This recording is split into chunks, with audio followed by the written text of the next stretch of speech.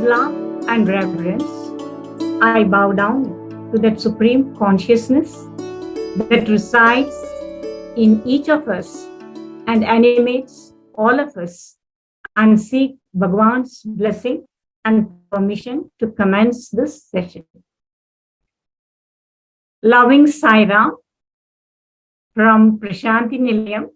I reside in Prashanti Nilayam, and I'm so happy for giving me this opportunity.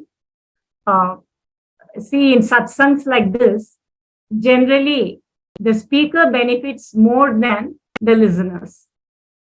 Because, the listeners may be selective at times, or they may not be able to relate to what the speaker speaks. But the speaker is totally involved. Because of this involvement with Bhagwan and thoughts filled with Bhagwan, you start growing inwards. So that way, I am the beneficiary, and I'm extremely thankful to the participants, to the organizers of this program, and to all the listeners of this program for giving me this opportunity in my journey inward. Let me start with an anecdote. There was a city where a display of paintings was done, and there was a crowd. People who are interested in arts, they went there to witness it. And there were so many art pieces on display, and they were watching all that. But in front of one particular painting which was displayed, there was so much of crowd, because they were discussing what the artist was trying to communicate through that painting, and they were not able to understand. The painting is that of a human heart, a big beautiful human heart with a door. But the uniqueness of that is the door didn't have a keyhole, no latch, no keyhole. So they were not able to comprehend what the artist was trying to tell through this. When the artist explained, this human heart can be opened only from inside. That is why there is no keyhole outside. So what we can comprehend from this is, we should be willing to open, unlock from inside, so that that action should take place from us. And because of that, we should invite God to act upon us. So this act of unlocking, we only should do. Nobody else can do, because it is locked from inside. And satsangs like this, it gives a great push in that direction. That's what I feel. Otherwise we'll be so lost in the mundane existence.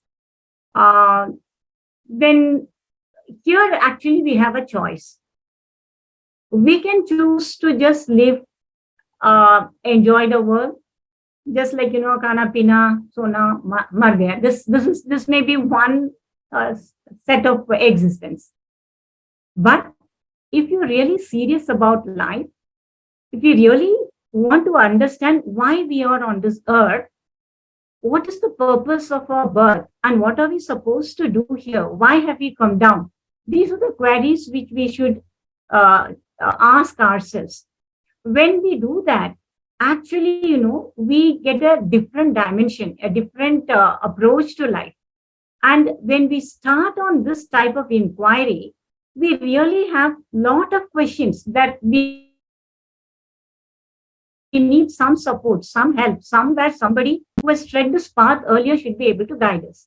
And Bhagwan is all willing to do this. He is willing to guide us, provided we unlock. So the first step should come from our side only. As I said, the choice is ours. In the life's journey, we have to consciously take a decision. What are we here for? What is the purpose of this earthly sojourn of this soul? I'll give you another incident here. I think you might have known about the Southern Pilgrimage Center, Tirupati. That is Tirupati Balaji, the Lord of Seven Hills. The famous prasad there is laddu. Uh, when I'm talking about 30s and 40s, in those years, when they used to make laddu, it was made manually. Now it is mechanized. Huge mound of sweet bundi will be kept, and some 30, 40 people will be sitting around, and they will be making laddu with a hand. But they encountered a problem in this. Ants used to come inside. So they just wanted to solve this problem. So what they did is they put bundi in the center, they sat around, and behind them, they put a wall of white sugar. I think you can visualize the scene. Now, what ants did, they used to come, they used to eat the white sugar, and they were happy, contented. They never ventured to climb on that. It's like a huge wall for them, For us, it is just a small mound. But for the ants, it is like a huge wall. They never made an attempt to climb that wall and come inside. Had they made that attempt, they would have understood that there is blissful bundi inside. But they were so happy with that trivial sugar at the outer. Similar is our case. We have a choice. We can enjoy the world and be happy with the sensual pleasures and finish off our life. Or if we make an inquiry and if you are willing to go through the, all the trials of the spiritual sojourn, definitely the result will be a beautiful, blissful end. But are we ready? That is the question. But if we are ready, our Sai is always willing to help us. He's always, with open hands, he's waiting for us to take the first step. And if we do that, he will enter into our life. Quietly, he will tiptoe and he will enter into our life. He never comes with a bang, He tiptoes and softly he comes inside. And then one small virtue in us is enough for him. If we have one small virtue, he will find some place to enter. And then he will expand till that small bubble in us bursts and he will merge. And we will merge with him. So this is the issue. The same thing, I can give you an example of onion also, onion. You go on peeling the onion, in the end, there is nothing. Similarly, in the life, when we make an attempt to understand the purpose of life, as we peel the experiences, life experiences, which are nothing but ignorance, one by one, it gets peeled off. And finally, what remains is nothing. We just merge. Just like when a river is about to merge with the ocean, that moment of merging is very, very fearful. It is so terrible. It is so scary. But the moment the river merges in the ocean, it loses its identity. It becomes the vast expanse of ocean. And this is the purpose of life. And this is what Bhagavan was going on telling throughout his 85 years of life, physical life on this earth. He was going on telling, see, you think that you are body. No, you are not body. Please transcend it. He used to address us Divyatma Swarupikali. He never says, oh, you are man, you are. No, he says, you are Divyatmas, you are Atmic principle. You realize it. I am God. You are also God. I know I am God, but you do not know you are God. Please make an attempt.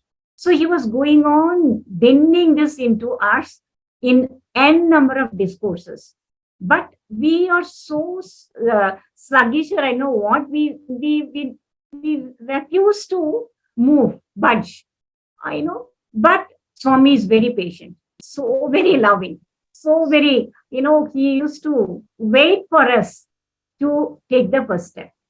But one thing, when I'm telling about the experiences which we had with Bhagavan, they are unique to that individual. See, what happens to me is so special for me. It may not appeal to you. But one thing is certain, when we share such experiences in the satsang, some may get an answer for some of their queries. Some may get a direction. And some may get a new way of life. Somewhere something will happen. So the satsangs are really good for us to take the first step. And once we take that first step, Swami is there to embrace us. So that way, it is good that we are coming together in such forums. And now I'll start sharing some of the experiences. But as I said, they're all tailor made. What may be right for me, or what is going to appeal to me, may not be, may be nothing for you, or you may not be able to relate. But still, somewhere somebody will be able to comprehend it. Now, I'll give you one example.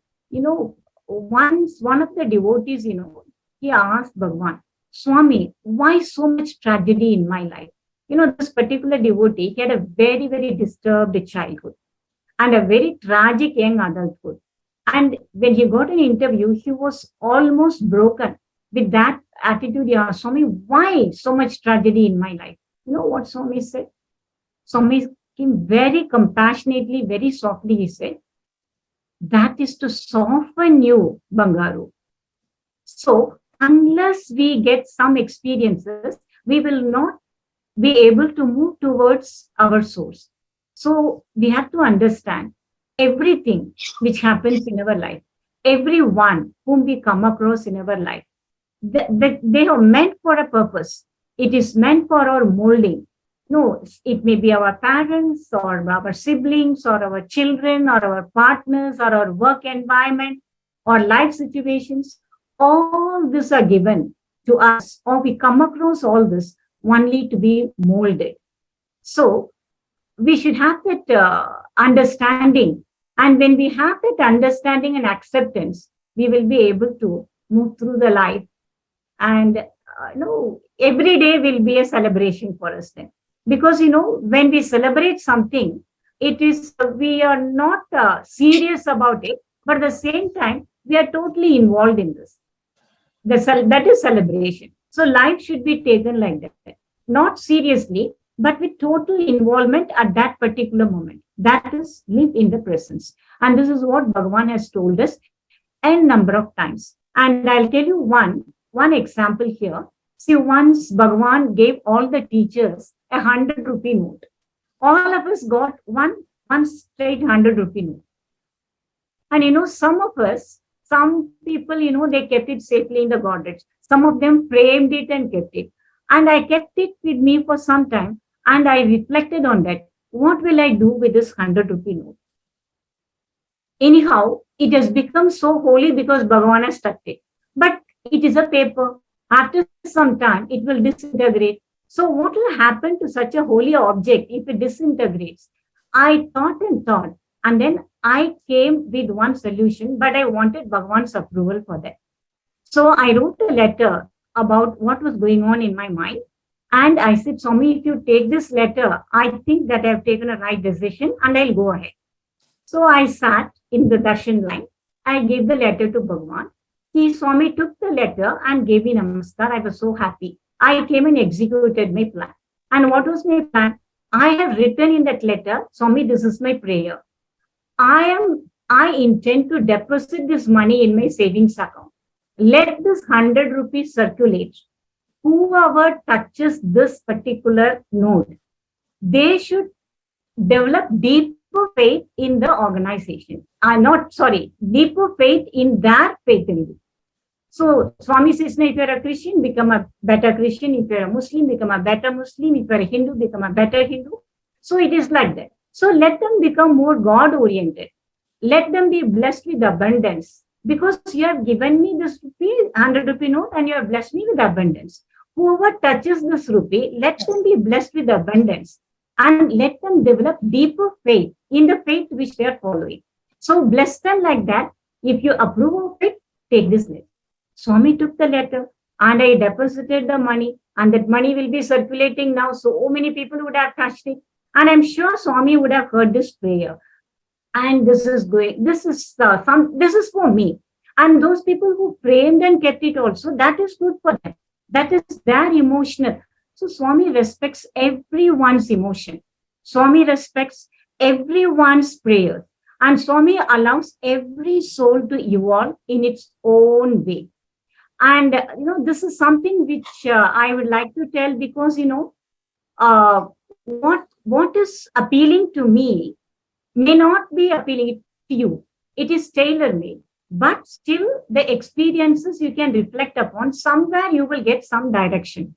And now I'll tell you some of the experiences which may be carrying a deeper meaning. One is Swami cares for everyone and every emotion.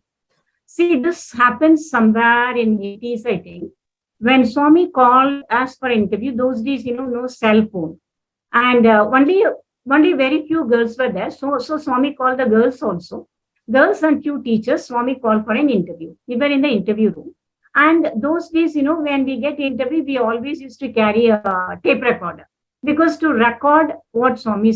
So one girl was taking a tape recorder, and she sat next to Bhagwan. And when Swami started, instead of pressing the record button, by mistake, she pressed the play button.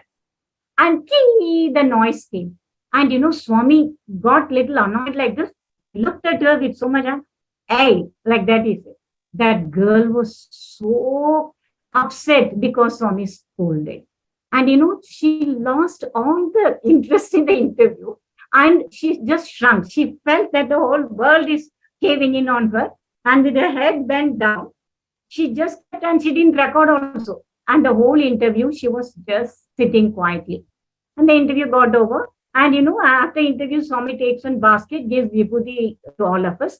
And because exams were round the corner, Swami went inside the room and came with one box of pens to be given to the children for the exam. And Swami gave pen to all the girls, and Swami gave one to this girl also. But because she was sitting like this, Swami dropped the pen on her lap. And along with that, one small 1-inch card folded like that. One small card also fell. She didn't notice that, but it was there on her lap, both the pen and that small card, 1 inch only, folded like this. And when everybody got up, she also got up. But when she got up, then she noticed that card. When she opened it, one side of the card, there was a heart with a bandage. There was a bandage on the heart. And on the other side, I'm sorry. How Swami respected the emotion of that small little girl, because she felt so bad. She was feeling, I didn't do it intentionally. Why did you scold me in front of everybody? That feeling. Small children now, they don't like to be scolded in front of others. And that too from Bhagwan. And how Swami quietly responded to her emotions. And this is something which is just an incident for you. But it was the whole world for that child. No, her love for Bhagwan deepened. Oh, this is my mother. And my mother has understood my feeling. That was the thing. And then next one I'd like to tell, this is something quite interesting. Swami wants us to be always spontaneous in our interactions and also in our responses. Again, in one of our interviews, Swami called us all inside and he was asking, what are you teaching? What are you teaching? What are you teaching? And somebody said, Swami, I'm teaching chemistry. Only chemistry? You can't teach botany. I said, Swami, I did only MSc chemistry. No. If you teach chemistry, you should be able to teach botany. She kept quiet. And then he asked me, you teach only management? You teach only accounts? You can't teach chemistry? No. Like that, he said. And then philosophy, full loss. Like that for everybody, Swami was giving one comment. And then he said, what do you teach in philosophy? Came back to that. What do you teach in philosophy? What is philosophy? Then the teacher said, Swami, it is a study about God. What is God? Where is God? And we couldn't say any answer because Swami always, when we say something, he can give any answer and make our answer wrong. So we kept quiet. Then Swami said, why should you search God? God is everywhere. Everything is God. And then Swami said, this chair is God. This kerchief is God. This book is God. This paper is God. And then suddenly he took his glass of water and he said, what is this? Then, because just then Swami had told God, teachers, chorus voice said, Swami, this is God. And some teachers giggled. Then Swami said, no, this is not God. This is silver tumbler. Then they didn't know what to say. Then he said, you see, look, this is the silver tumbler because you have not realized the truth. You cannot imitate unless you realize that the Atmic principle is the same in both animate and inanimate. You cannot say that silver tumbler is God. But silver tumbler is God. For me, I have realized, I know that everything is God, but don't imitate. Imitation is not good. You should be what you feel spontaneously, you tell, fine. But just because I said this is God, don't say that. Realize, make an effort to realize that the same Atmic principle is there in both animate as well as inanimate things. And then this is one thing. When you're sincere in your prayers, Swami definitely answers. Sincere prayers are always answered. I will tell one of my own experience in this. In late 70s, we came into the fold of Bhagwan. And the one who was instrumental for that was one Professor Krishnamurti.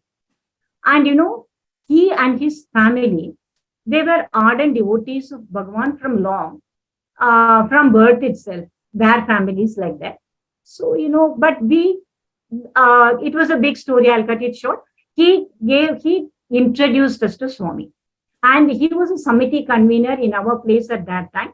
And slowly we were pulled. And then, it was such a thing for us to hear, to know, to read, to come to Patti, to go to Kodai, to go to Vrindavan. It was a wonderful experience. And for this, Krishnamurti sir was instrumental. So I always had a deep gratitude in my heart for him and his family. And by mid-90s, sir became very sick. He had Parkinson's. And, I really I used to, every time when I give letter, I used to pray for him and write letter and give it to Swami. He was in our place and near Madurai. And I was in Patti and I used to communicate and say, Swami took the letter, some assurance. But, we didn't know that his end is nearing. But I had a feeling that I should do something to show my gratitude. And I prayed very sincerely that Swami, please help me to reciprocate in some way the thing which Sir has done for us, because he has brought us to you, the God. He showed us, and we have to somehow reciprocate. This was going on in my mind. And exactly at that moment, in Mrs. Krishnamurti's dream, Swami said, come to Patti, I will give you a lingam and do abhishekam for that lingam and give water to your husband. So clearly, so vividly, Swami has given her the instruction. And, she was so happy. So somehow she brought the husband who was really sick at that moment. The entire family came to Patti. I didn't know anything about her dream. But I had this in my mind that something I have to, but I tried my level best to pray for him. That is what I could do at that moment.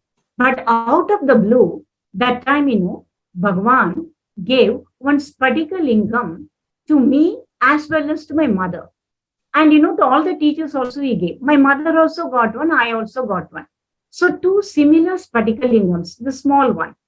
So when I came, the previous day he has given, when I came home, I told my mother, Amma, we can have one, and can I give one to Krishnamurti sir? Mama said, okay, give. One is enough for us to do abhishekam. So I bought one silver plate and kept on that. And I didn't know that they are going to come also. I kept it thinking that the holidays I'll go and give. But out of the blue, the next day, the entire family came. I was so happy. I went and I gave it to Mrs. Krishnamurti. When she got that, she started crying. She said, look how Bhagwan has blessed me. And she believed that her husband will become fine. And, really it happened. After that, though Sir was sick, he didn't feel the pain. The rest of the 6 or 7 months or maybe 1 year he lived after that, he was completely in a blissful period only. He didn't feel the pain. He didn't, all the time he was chanting something or singing bhajans. Or it was And they used to do Abhishekam and give the Deepam. And the last day also, he took the Deepam and said Sai Ram and breathed his last. No, this is something which I feel. I also felt that I have shown, Swami has helped me to show the gratitude to that wonderful family. This is on the deeper side. On the lighter side, also Swami, when now that there is no form, will Swami hear our prayers? That is one thing which many people he does. Even when he had form, he gave us dreams and he solved our problems through dreams. So he cannot be limited by the form. He is beyond the form. I tell you, this happened in January 2022, this year beginning.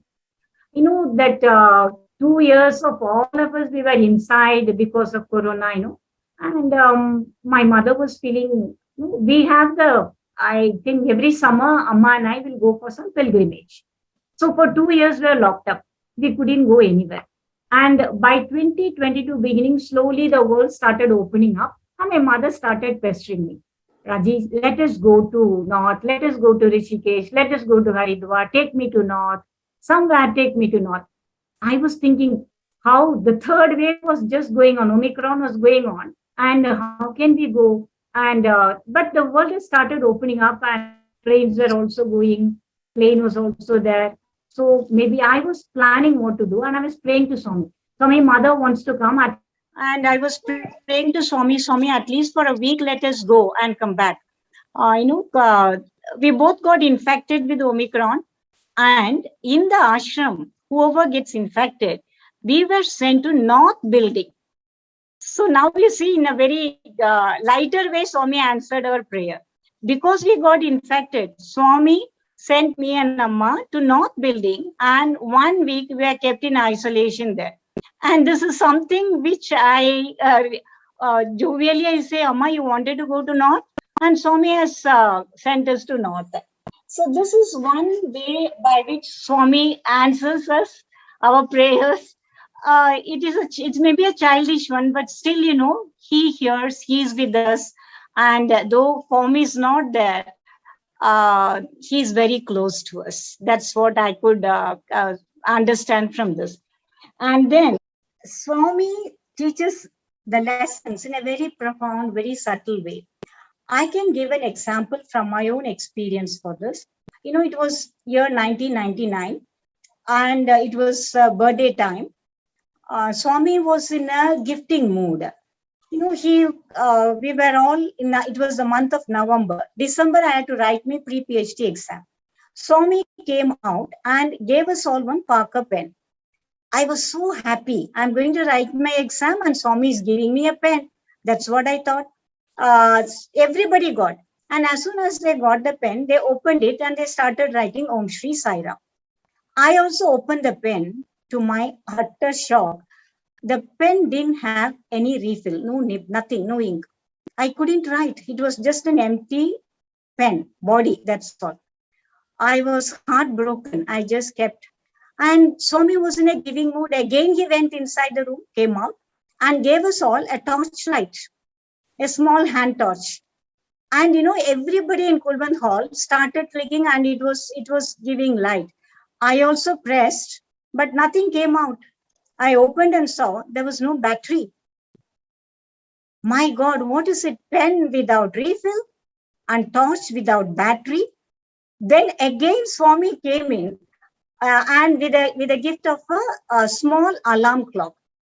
And teachers, when they got it, and students also, immediately they pressed the alarm. And in the Kulwant Hall itself, it started giving noise, and it was so amusing. And Swami also enjoyed the fun. I was so very, with so much of trepidation, should I press or not? Then finally I collected courage and pressed it, but no noise. Again, I opened and saw no battery. I was crestfallen. All the 3 gifts which he gave that time, there was no battery, no ink. And I think, my Swami, why you did this to me? Why? I was in tears. But I can't do anything. I just kept quiet. But back in Anandpur, a tremendous lesson seeped inside. You be empty. You be nothing. I will fill you. And exactly that's what happened. The next month, my pre-PhD exam, I wrote very well. And Swami himself, the next November, during my graduation, Swami himself gave, this is the sari which Swami gave for my PhD graduation. And when he gave, he called me to the veranda. He said, Bangaru, you are my candidate. No, what else I need, So these are the ways by which you be empty. You can see through me, you can hear through me, you can write through me, you can live through me. The only qualification which you should have to get to graduate to this level is be nothing. Be nothing, be empty. This is a tremendous lesson which Swami has taught me. Such a simple lesson, but looks simple. But it takes so much of courage for us to accept this. And you see, Swami is a pillar of strength. He's a pillar of strength in our times of need. For this, I can give you so many experiences. But see, one of the uncles in our Samiti, he shared this. He was in his mid-30s, and his family was expanding, and he had a thriving business. Things were going smoothly. But one morning when he got up, he couldn't open his eyes. And if he has to open, the lids will fall on its own. And if you have to see, he has to lift the eyelids with a hand, and only then he can see. If he takes the hand, it will drop on its own. This disease is called as ptosis, and very rare disease. And uncle got it. See, I got to know when he was in old age, and he told me what happened when he was young. And because they are well off, they went from pillar to post to cure this. So how difficult it will be all the time to keep your lids like this if you have to read. And if your both hands are occupied, what will you do? So these are the issues. They spent a lot, but no cure. It went on for nearly 2 years. He was struggling like this. And slowly Swami tiptoed. Somebody told about Bhagwan. And he came. It was in early 70s. So he came to Parthi. And in Parthi, he came with one of his friends or relations. And the agreement is, when Swami comes, he should tell, tap and tell, so that he can lift his eyes and see Swami. So he was sitting in darshan line like this. But no music and all those days, When Swami came, his friend was so absorbed in darshan that he forgot to tap him. And he was just looking at Swami, and Swami passed him and went. And he didn't even know that Swami had passed and went. That is the friend. Friend didn't know. But when he turned his head, he saw uncle folding his hand and his head also moving in the direction of Swami. And he was wonderstruck. What happened? Then he saw means his eyelids were normal. And he didn't give a letter, he didn't get namaskar, no vibhuti, nothing. But just one darshan of it was enough for. So after that, uncle was fully into Swami's fold, and this is something where when you need him is there. So what is required for us to get near Swami is, it is not any other eligibility, but the sincerity with which we seek him. And he is always there. And this is something which I have understood from uncle's narration. And one more I'll tell, one of my colleagues, her husband was working in army. This happened somewhere in mid-90s. And at that point of time, he was posted. He's a doctor. And he was posted in Jammu Kashmir, which was disturbed at that point of time. And she was working with me in Anandpur. And her 2 children, they were in primary school. And our routine is every Saturday evening we'll come to Parthi, have darshan, and Sunday evening we'll go back. So one Sunday we were sitting there, and evening around 4 o'clock, Swami came for darshan.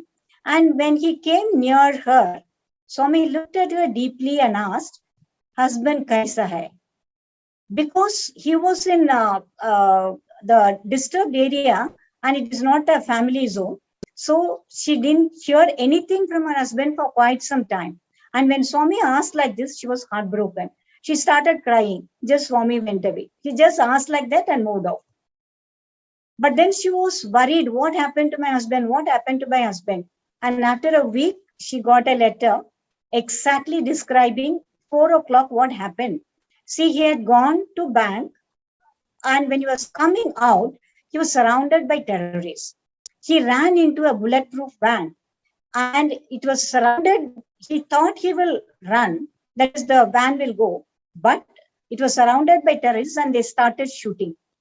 And the entire van had lot of shots. The van was damaged, but at the same moment, he saw one orange color engulfing the van, and nothing happened to him or to the driver.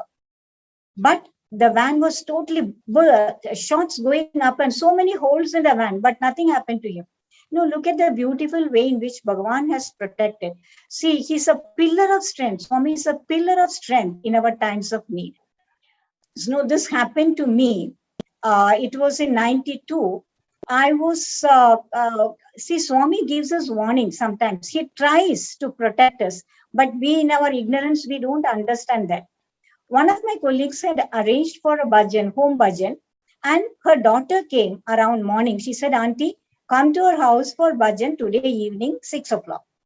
But that was the end, March end. And March 31st, college will close. So I thought I'll go for shopping that day and get something for as gifts for home, back at home. I was going back home that time. So I thought I'll go to shopping. I didn't want to disappoint that child. I said, okay. But in my heart, I didn't want to go for bhajan. I want to go for shopping. So me and one of my friends, both of us, we went out for shopping. We finished everything and we were coming back by 7:30. When the auto in which we are coming, it somersaulted. See, Swami gave me a warning, come for bhajan. Had I gone for bhajan, this would not have happened. When it somersaulted, I didn't call out to Swami. I said, Ayo. Then second somersault, I said, Amma. When third somersault, I said, Swami. It just stopped. And then people came, pull me out, and one was pulling this side, one was pulling that side. And this shoulder, there was a crack. It broke. And they took me to hospital. After that, I went to hospital, and the doctor said, your hand should be on sling for 3 months minimum. And because this is a shoulder bone, nothing can be done. It has to join on its own. So, and another 2 days, it was holidays. 2 months will go in summer holidays, I thought. So I went back home. And Swami was in Vrindavan that time.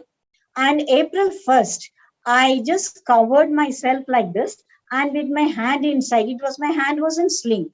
And like this, I went. Swami called us for an interview. And we went there. And because my hand was in sling, I went somewhere behind and stood. And Swami talked about some spiritual matters. And in the end, he started giving vibhuti to all. When he was giving vibhuti, because my right hand is in the sling, I extended the left hand. Swami did like this, and he pulled my hand out of the sling. It was so painful. And Swami was standing on my feet because it was crowded. Swami stood on my feet, so I can't move both my legs. And he pulled my hand. One hand is, so only my left hand was left. So with that, slightly I pushed Swami so that I can release my leg. And Swami looked at me, and then he tapped on my shoulder and said, Emi ledu bangaru, nothing. It's all right. Then, with tears, I didn't understand anything. Because of the pain, tears were rolling down, and Swami gave one handful of vibhuti packet to me. I took that and came out. And when I reached home, I found that I'm able to move my shoulders. Then that day evening, when I went for physiotherapy, the doctor was telling, physiotherapist was telling, no, that I couldn't find any so that breakage. So to confirm, he took an X-ray and the bone has joined. Only 3 days. April 1st, March 27th, I met with an accident. April 1st, it was cured. When the doctor said 3 months, it should be on sling. And 3 times, so it somersaulted. And the third time only I remembered Bhagavan. Even in our lives, generally also, Swami wants us. See, had I gone for bhajan, it would not have happened. Like this, innumerable examples, I can tell. In my journey with Sai, I have understood that this journey has no boarding point, no destination. The path, the process, the goal, the end, everything is Swami. Everything is spiritual only. And we have to realize this. And once we realize this, Bhagavan is, in fact, it's not even once we realize, Bhagavan wants us and he gives us experiences so that we will start walking the path. And he's so patient. He will never hurry us up. He gives us our own time. And we can move in our own pace and we can reach. One thing is certain with Bhagavan, Swami will never let go of the hold of our hands. We are now in his hold. He will never let us go. Swami will never let us waste our time. He will never let us waste our life also. He will never allow us to go astray because, and we cannot go away from his protective eyes because, he loves us for no reason. For no reason, he loves us. We are in his embrace. And definitely, all of us are in our evolution. And we are so very lucky, so very blessed that we have known Bhagavan during his avatarhood, physically also. And now that his form has gone, it doesn't mean that he is, because one Swami said, this is daydream and that is night dream. That is both, whether form or without form. Swami is there. Swami will definitely answer our prayers. So let us all walk together and reach our destination. And what is our destination? Merging with him. Let us all make an effort. And from our side, what is required is only that small effort. After that, Swami will take care. So thank you so much for giving me this opportunity. And this also I consider it as a small effort in my journey towards him. And also in your journey towards him. Thank you so much for this opportunity.